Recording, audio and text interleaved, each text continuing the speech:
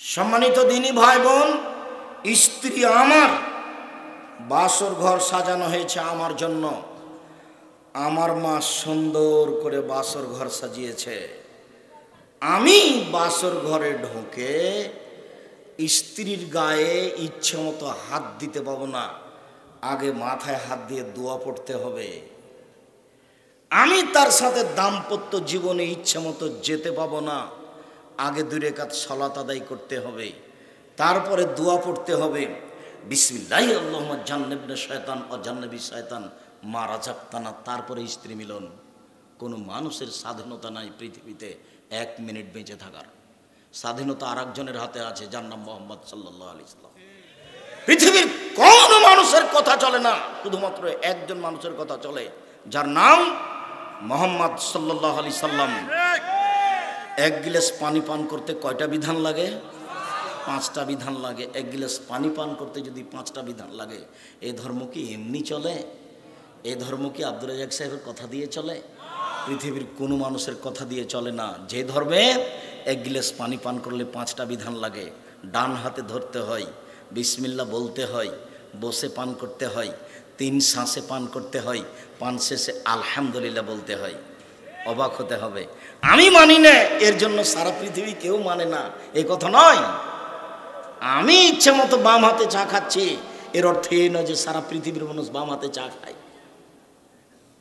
বাম হাতে খায় শয়তান। বাম হাতে কে খায়? শয়তান। যেই খায় সেই শয়তান, সেই শয়তানের কাজ করে। সম্মানিত উপস্থিত বৈঠকের দিনী মুসলিম বোন, আপনার সাথে আর একটা কথা আছে, কথা প্রসঙ্গে বললাম, আপনি কথা বন্ধ করুন, চুপ থাকুন। আপনার উপকারের জন্য এসেছি আমি আব্দুর রাজ্জাক বিন ইউসুফ, আপনার কিছু না কিছু উপকার করবো ইনশাআল্লাহ। আপনি 1 মিনিট অপেক্ষা করুন, আপনি একটু ধৈর্যের পরিচয় দেন, কথা বলিয়েন না। আর এখানে এসেছেন মনে করেন না যে আপনি তাফসির মাহফিল করতে এসেছি, ইউসুফ জুলেখার কাহিনী বলবার আপনি বাদাম খাবেন, এরকম মনে করিয়েন না। আপনি নিজেকে মানুষ মনে করেন, পশু প্রাণী মনে করিয়েন না। নিজেকে শিক্ষিতা মহিলা মনে করেন, নিজেকে অশিক্ষিতা মহিলা মনে করিয়েন না। আপনিও শান্তি পাবেন, আমরাও শান্তি পাবো, পরিবেশ সুন্দর থাকবে। শুনুন, আবু হুরায়রা রাদিয়াল্লাহু তাআলা আনহু বলেন, রাসূল সাল্লাল্লাহু আলাইহি সাল্লাম বলেছেন, সিনফানি মিন আহলিন নার লামারাহুমা, 2 শ্রেণীর মানুষ জাহান্নামে যাবে, আমি তাদের দেখিনি। মুহাম্মদ সাল্লাল্লাহু আলাইহি সাল্লাম বলেন, 2 শ্রেণীর মানুষ জাহান্নামে যাবে, আমি তাদের দেখিনি। এক কওমুন মাহুম সিয়াতুন, 1 শ্রেণীর মানুষ তাদের হাতে থাকবে লাঠি। 1 শ্রেণীর মানুষ তাদের হাতে থাকবে লাঠি, কাজনাবিল বাকারে, গাভীর লেজের মতো, কাদনাবিল বাকারে, গাভীর লেজের মতো, এদের বুনা বিহান্নাস, তারা মানুষকে মারবে, এরা জাহান্নামে যাবে। 1 শ্রেণীর প্রশাসনের হাতে এরকম লাঠি থাকে। 1 শ্রেণীর মানুষ যারা কলেজ বিশ্ববিদ্যালয়ে পড়ে, তাদের হাতে এরকম লাঠি থাকে।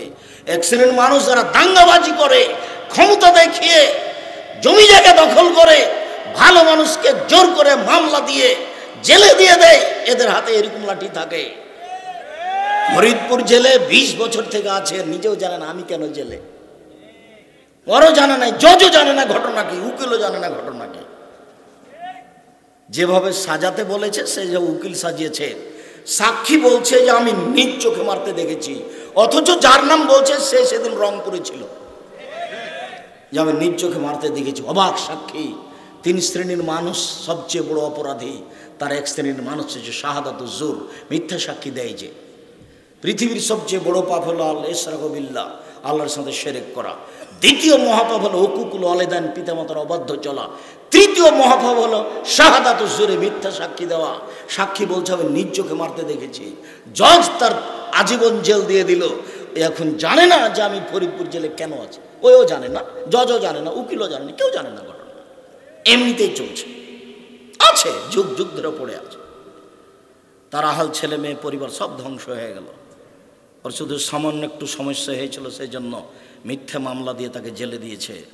শুনুন, মধ্যখানে আপনাকে আর একটা কথা বলে যাচ্ছে, আপনি আমার দিনী ভাই, 1 মিনিটের জন্য দাঙ্গাবাজি করে, ক্ষমতা দেখিয়ে, জুলুমবাজি করে, আর একজনের প্রতি অন্যায় অবিচার করে বেঁচে থাকার চেষ্টা করিয়েন না। ফেরাউন ডুবে গেছে। 1700 বছর বয়স হওয়ার পরেও ফেরাউন ডুবে গেছে। কিছু করতে চায়েন না, কারো প্রতি ক্ষমতা দেখায়েন না। মাটির মানুষ, নরম হয়ে বসবাস করিয়েন। কারো সামনে জোরে কথা বলিয়েন না ঝাঁকি দিয়ে। ও যা বলছে, জি ভাই এটা তো আসলে এরকমই, দেখেন। জোরে কথা বলে 5 মিনিট বেঁচে থাকার চেষ্টা করিয়েন না। একদিন বয়স ছিল 40, আজকে দেখছেন 60। তার মানে কখন যে 20 পার হলে বুঝতে পারি না। তার মানে কখন মরণ চলে আসবে। দাঙ্গাবাজি করে, ক্ষমতা দেখিয়ে, জুলুমবাজি করে, অত্যাচার করে, দলীয় দাপট দেখিয়ে, মানুষের ক্ষতি করে, অসহায় মানুষের প্রতি জুলুম চালিয়ে, অসহায় মানুষের প্রতি নির্যাতন চালিয়ে 5 মিনিট বেঁচে থাকার চেষ্টা করিয়েন না। বিচারের মাঠে বিচার পরে হবে জালেমদের। আপনার বিচার যদি একদিন দেরি হয় তাহলে 50,000 বছর, আর যদি 3 দিন লেট হয় তাহলে 1.5 লক্ষ বছর আপনার বিচার দেরি হবে। আপনি বুঝতে পারেননি জুলুম কাকে বলে।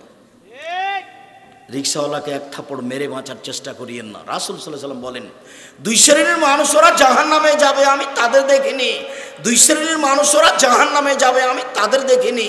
1 শ্রেণীর মানুষ যাদের হাতে থাকবে লাঠি, গাভীর লেজের মতো, একদিক মোটা একদিক চিকন, তা দিয়ে তারা মানুষকে মারবে, এরা জাহান্নামে যাবে। 2, উপস্থিত বৈঠকের মুসলিম বোন, আপনাকে বলছি, সারা বিশ্বে আমার দিনী ভাই বোন যেখানে আপনারা অনলাইনে আমাদের সাথে আছেন, তাদেরকে বলছি, শুনে রাখুন, আপনি আমার দিনী বোন, আপনাকে আমি তুচ্ছ করতে চাইনি।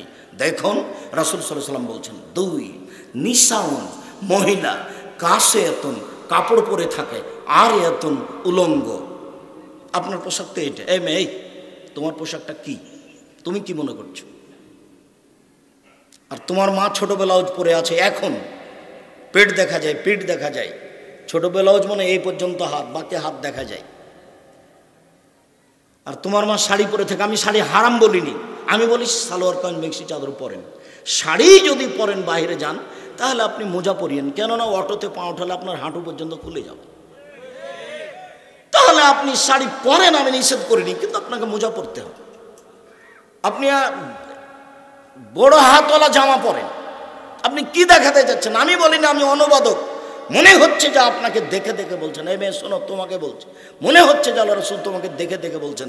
তিনি বলছেন, নিসাউন, মহিলা, কাসিয়াতুন, কাপড় পরে থাকে, আরিয়াতুন, উলঙ্গ, মুমিলাতুন, তারা নিজের দিকে পুরুষকে আকৃষ্ট করে, মায়লাতুন, তারা নিজেরা আকৃষ্ট হয়। তারা যখন রাস্তায় হাঁটে তখন সবাই দেখতে চায়, পুরুষ তার দিকে আকৃষ্ট হয়েছে, ও নিজেও পুরুষের দিকে আকৃষ্ট হয়। মানে দেখবেন যখন রাস্তায় চলে তখন কেন জানি কেমন কেমন করে, কেমন যেন আনছান আনছান করে। একবার রাস্তার ডান দিকে যায়, একবার রাস্তার বাম দিকে যায়, একবার হাত হিলায়, একবার মুখ নাড়ে, এইভাবে করে। লাইট খোলাল জান্না, এরা জান্নাতে যাবে না। জান্নাতে তো যাবে না, যাবেই না। ওলা ইয়াজিদনা রিহাহা, জান্নাতের গন্ধ পাবে না। ফাইনাল রিহালা তুজাদু মিন মাসিরাতি কাদা কাদা, যে জান্নাতের গন্ধ 1 বছরের দূরত্ব পথ থেকে পাওয়া যায়, সেই গন্ধ পাবে না। অতএব উপস্থিত বৈঠকের মুসলিম বোন, আপনাকে অনুরোধ জানিয়ে যাচ্ছি, নিজেকে সংশোধন করার চেষ্টা করুন। মরণ একদিন হবেই। ক্ষমতা দেখিয়ে বেঁচে থাকার চেষ্টা করিয়েন না। ফেরাউন ডুবে গেছে, আমারও একদিন ধ্বংস হওয়ার সময় চলে আসবে, তখন কেউ আমাকে রক্ষা করতে পারবে না। অতএব শ্বাস বন্ধ হওয়ার আগেই সংশোধন হওয়া ভালো। হাত থেকে ঢেল ছুটে গেলে যেমন ঢেল ধরা যায় না, হাত থেকে ঢেল ছুটে গেলে যেমন ঢেল ধরা যায় না, শ্বাস বন্ধ হয়ে গেলে তেমন কোনো প্রতিকার করা যায় না। অতএব শ্বাস বন্ধ হওয়ার পূর্বে আপনাকে আমি অনুরোধ জানাচ্ছি নিজের প্রতিকার করা। আবু হুরায়রা রাদিয়াল্লাহু তাআলা আনহু বলেন, রাসূল সাল্লাল্লাহু আলাইহি সাল্লাম বলেছেন, কুল্লু আমাল ইবনে আদম ইজাফুল হাসানাতু বিআশারি আমসালিহা, আদম সন্তানের সব নেকি 10 থেকে 700 বাড়িয়ে দেওয়া হয়, আরো আরো আরো। যখনই কেউ সুবহানাল্লাহ বলে, আল্লাহ তখন ফেরেশতাকে বলেন, ওর জন্য 10 নেকি লিখে দাও, বাড়াও বাড়াও বাড়াও, আরো বাড়াও। যখনই কেউ কোরআন মাজিদ তেলাওয়াত করে তখন অক্ষর প্রতি 10 নেকি, তারপরে বলেন বাড়াও, বাড়াতেই থাকো। কাল আল্লাহ তাআলা, আল্লাহ তাআলা বলেন, ইল্লা সম, তবে সিয়াম, ফাইন্নাহু লি, সিয়াম আমার ব্যাপার, ওয়ানা আজিজি বিহি, প্রতিদান আমি দিব। আল্লাহ বলছেন সিয়াম আমার ব্যাপার, প্রতিদান আমি দিব। সিয়াম তার ব্যাপার, প্রতিদান তিনি দিবেন। তারপর একটা কারণ বলেছেন, ইয়াদাউ শাহওয়াত তামাহু মিন আজলি, আমার কারণেই তো দুটা জিনিস ত্যাগ করেছেন। এইটা খুব গুরুত্বপূর্ণ বাক্য। আমার কারণেই তো দুটা জিনিস ত্যাগ করেছে, এই জন্য তো আমি নেকি দেব নিজে হাতে। এক, খাদ্য ছেড়েছে, খায়নি। দুই, মন মতো চলেনি, প্রবৃত্তির অনুসরণ করেনি। মন মতো চলেনি, প্রবৃত্তির অনুসরণ করেনি, তাই আমি তাকে নিজে হাতে জান্নাতে দিব। মন মতো চলে কে? দাড়ি চাঁচে যে মন মতো চলে। মন মতো চলে কে? টাকনো নিচে প্যান্ট পরে যে। মন মতো চলে কে? দোকানে আড্ডা পিটে যে দিন রাত 12টা 1টা 2টা পর্যন্ত ল্যাংটা মেয়ে দেখে চক্ষু ঠান্ডা করে, কলিজা ঠান্ডা করে। মন মতো চলে কে? সুদ ঘুষ খায় যে। মন মতো চলে কে? দাঙ্গাবাজি করে যে। মন মতো চলে কে? মানুষের প্রতি জুলুম করে যে। মন মতো চলে। রাসূল সাল্লাল্লাহু আলাইহি সাল্লাম বলেন, হুজবাতিন নার বিশাহওয়াত, মনের ইচ্ছা দ্বারা জাহান্নামকে ঘেরা আছে। হুজবাতিল জান্নাত বিল মাকারিহি, নিয়ম নীতি কষ্ট ক্লেশ ত্যাগ তিতিক্ষা দিয়ে জান্নাতকে ঘেরা আছে। মন মতো চলে যে জাহান্নামে যাবে সে, প্রবৃত্তির অনুসরণ করে যে জাহান্নামে যাবে সে, নিয়ম নীতি ত্যাগ তিতিক্ষা মেনে চলে যে জান্নাতে যাবে সে। আমি অনুবাদক, এইভাবে রাসূল সাল্লাল্লাহু আলাইহি ওয়াসাল্লাম বলেন, হাদিস বুখারী মুসলিম। হুজবাতিন নার বিশাহওয়াত, জাহান্নামকে ঘেরা আছে মনের ইচ্ছা দ্বারা প্রবৃত্তি দ্বারা। হুজবাতি জান্নাত বিল মাকারিহি, আল্লাহ তাআলা বলেন হাদিসে কুদসি, আমার কারণেই তো দুইটা জিনিস ছেড়েছে, এই জন্যই তো আমি তাকে জান্নাতে দিব, এই জন্যই তো আমি প্রতিদান নিজে হাতে দিব। এক, আমার কারণেই খায়নি। দুই, আমার কারণে প্রবৃত্তিকে ত্যাগ করেছে। ছোট ব্লাউজ পরে রাস্তাঘাটে যায়নি, মাথার চুল দেখে জাতির সামনে যায়নি, আমার কারণেই প্রবৃত্তিকে ত্যাগ করেছে, এই জন্য আমি জান্নাতে দেব। হাদিস বুখারী মুসলিম। একটা পেশ করলাম। এবাদতের জগতে সবচেয়ে ভিন্ন ধরনের এবাদত হলো সিয়াম প্রমাণে এক। দুই, সাহাল রাদিয়াল্লাহু তাআলা আনহু বলেন, রাসূল সাল্লাল্লাহু আলাইহি সাল্লাম বলেছেন, ফিল জান্নাতে সামানি আবু মিন বাবুন ইসমুর রায়ান, জান্নাতে একটি দরজা 8টি। জান্নাতের 8টি দরজা রয়েছে। জান্নাতে একটি দরজা 8টি, জাহান্নামে একটি দরজা 7টি। জান্নাতের 8টি দরজা রয়েছে, তার একটি দরজার নাম রায়ান। রায়ান মানে পানি পান করে তৃপ্তি লাভ করা। লায়াদ খোলহিল্লা সয়মন, শ্যাম পালনকারী ছাড়া এই দরজা দিয়ে কেউ প্রবেশ করতে পারবে না। এই যা দাখিল আখির উগলেকা, যখন শেষ ব্যক্তি ঢুকে যাবে তখন দরজা বন্ধ করা হবে। সম্মানিত দিনী ভাই বোন, কথাটি এখনো স্পষ্ট করতে পারিনি। যখন মানুষ জান্নাতে যাবে তখন জান্নাতের 8টি দরজা থেকে ফেরেশতারা মানুষকে ডাকবেন। যারা হজ করেছে তারা হজকারীদের জন্য একটা দরজা আছে, তো ফেরেশতারা বলবেন, আসেন আসেন আসেন, যারা হজ করেছেন এই দরজা দিয়ে আসেন, যারা দান করেছেন তারা আপনারা এই দরজা দিয়ে আসেন, যারা সালাত আদায় করেছেন এই দরজা দিয়ে আসেন, যারা সিয়াম পালন করেছেন এই দরজা দিয়ে আসেন। বুখারী মুসলিমের হাদিস। তখন আবু বকর সিদ্দিক রাদিয়াল্লাহু তাআলা বলেন, আল্লাহ নবী, সব দরজা দিয়ে ডাকা হবে এমন কি কেউ আছে? হ্যাঁ, তুমি তার মধ্যে। সুবহানাল্লাহ। আল্লাহ রাসূল কার কথা বললেন? আবু বকর সিদ্দিক রাদিয়াল্লাহু তাআলা। আরে তুমি তো এমন মানুষ যাকে সব দরজা দিয়েই ডাকা হবে। আমি এখন এই কথা বলিনি, আমি বলছি যে সিয়াম পালনকারীর শেষ ব্যক্তি যখন ঢুকে যাবে তখন এই দরজাটা কি করে দেওয়া হবে? বন্ধ করে দেওয়া হবে। তখন অন্য দরজা খোলা, মানে সব ইবাদত দিয়ে সব দরজা দিয়ে ঢোকার সুযোগ হবে, কিন্তু সিয়াম ছাড়া এই দরজা দিয়ে ঢোকার সুযোগ হবে না। ইবাদতের জগতে ভিন্ন ধরনের ইবাদত হলো সিয়াম। উমামা বাহিলি রাদিয়াল্লাহু তাআলা আনহু বলেন, রাসূল সাল্লাল্লাহু আলাইহি ওয়াসাল্লামকে আমি বললাম, মুরনি বিআমালিন, আল্লাহ নবী আমাকে একটা আমলের কথা বলেন তো আল্লাহ নবী, যাতে আমি জান্নাতে চলে যাব। তখন আল্লাহ রাসূল বলছেন, আলাইকা বিসম ফাইনাল্লাহ বিসলাল্লাহ। আরে উমামা, তুমি সিয়াম পালন করো, এবাদতের জগতে সিয়ামের দৃষ্টান্ত কোনো এবাদত নেই। অফিরাওয়াতিন অন্য এক বর্ণনায় ওমামা বাহেলি রাদিয়াল্লাহু তাআলা বলেন, মুরনি বে আমালিন, আল্লাহ নবী আমাকে একটা আমলের কথা বলেন তো আল্লাহ নবী, যাতে আমি জান্নাতে চলে যাব। তখন আল্লাহ রাসূল বলছেন, আলাইকা বিসম ফাইনাল্লাহ ঈদুল লাহু, তুমি সিয়াম পালন করো। এবাদতের জগতে সিয়ামের সমপর্যায়ের কোনো এবাদত নেই। পৃথিবীতে এমন কোনো এবাদত নেই যেটাকে বলা যেতে পারে এইটা সিয়ামের মতো, এইটা সিয়ামের সমপর্যায়ের।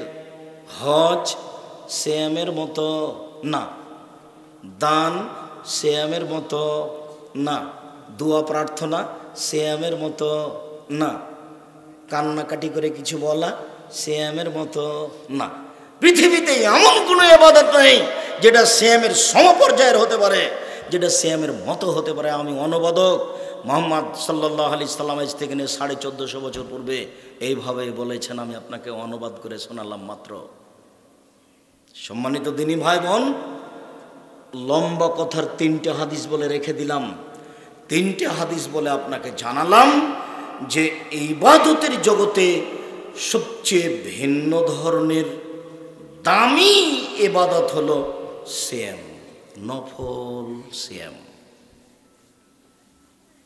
আবু সাঈদ খুদরি রাদিয়াল্লাহু তাআলা আনহু বলেন, রাসূল সাল্লাল্লাহু আলাইহি ওয়াসাল্লাম বলেছেন, মান সামা ইয়াওমান ফি সাবিলিল্লাহ বা'দাল্লাহু ওয়াজহানিন নারি সাবিনা খরিফান, কেউ যদি আল্লাহকে সন্তুষ্ট করার জন্য একদিন সিয়াম থাকে, তাহলে আল্লাহ তাকে জাহান্নাম থেকে 70 বছরের পর দূরে সরিয়ে দিবেন।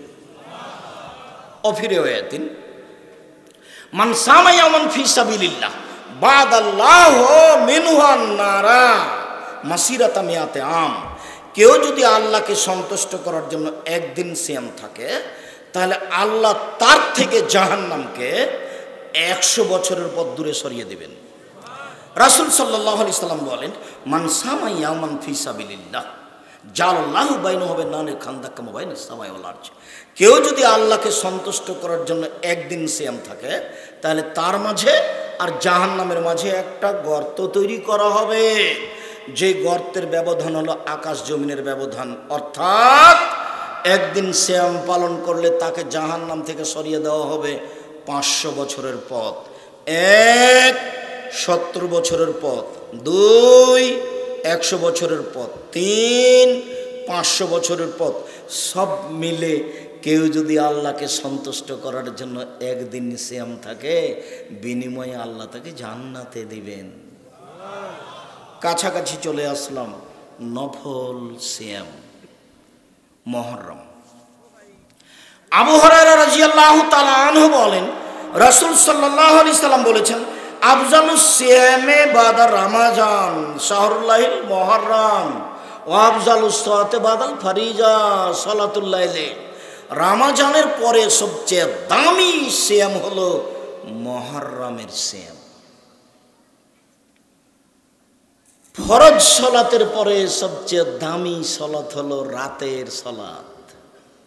অন্তত 2 রাকাত সালাত যদি রাতে পড়তে পারেন, তো আল্লাহর নবী বলছেন যে কুতিবা ফি যাকিরিনা ওয়া যাকিরাত, পৃথিবীতে যারা রাতে ইবাদত করে জিকির আজকার করে, খুব বড় বড় মানুষ পরেজগার, ওদের তালিকায় আপনার নামটা আল্লাহ লিখে দিবেন। ফেরেশতাকে বলবেন লিখে দাও, অন্তত যদি রাতে 2 রাকাত সালাত আদায় করতে পারেন। এই ছেলে তোমাকে বলছি, তোমার হাতে বড় মোবাইল আছে না, তোমার মোবাইলে ল্যাংটা মেয়ে নাচে, তোমার স্বভাব তো খারাপ, তুমি তো রাত 2টায় ঘুমাও, 3টায় ঘুমাও, তুমি রাতে কি উঠবে? রাত 10টায় ঘুমিয়ে যেতে হবে রাতে উঠলে। শোনো, চাঁপাইনবাবগঞ্জে একদিন বক্তব্য দিচ্ছিলাম, তো বিবাহের বরের সাথে মেয়েরা যায়, তাদের নাম হলো চাঁপাইনবাবগঞ্জের ভাষাতে ডুলি বিবি, ডুলি বিবি। তো এটা বুঝো কি না, যাক ফরিদপুরের লোক এই ভাষা নাও বুঝতে পারে। তো ওই বরের সাথে অনেকগুলি মহিলা যায়, তো একেবারে সাজগোজ করে যায়, ওদের নাম ডুলি বিবি। তখন আমি বলছি যে এ করেন এজ থেকে এই শব্দটাতে পেশাব করে দেন, তার মানে শব্দটা আর কোনোদিন ব্যবহার করবেন না। 10-20 বছর পরে, 50 বছর পরে কেউ যদি বলে ডুলি বিবি, তখন কেউ বলবে কি গো শব্দটা, ডুলি বিবি তাই কি, এমন যেন হয়ে যায়। তো বড় মোবাইলের উপরে তুমি এমন অনাগ্রহী হয়ে যাও যে মনে করবে যে আমি এই মোবাইলে পেশাব করে দিলাম। তোমাকে ধ্বংস করেছে, তোমার বাপকে ধ্বংস করেছে, তোমার মাকে ধ্বংস করেছে, তোমার বংশ ধ্বংস করেছে, তোমার জাতিকে ধ্বংস করেছে মোবাইল। তুমি তার উপকার বুঝেছো, শুধু উপকার শুধু নয়, অনুপকার অউপকার যে কত বেশি, তার মধ্যে তুমি আছো একজন।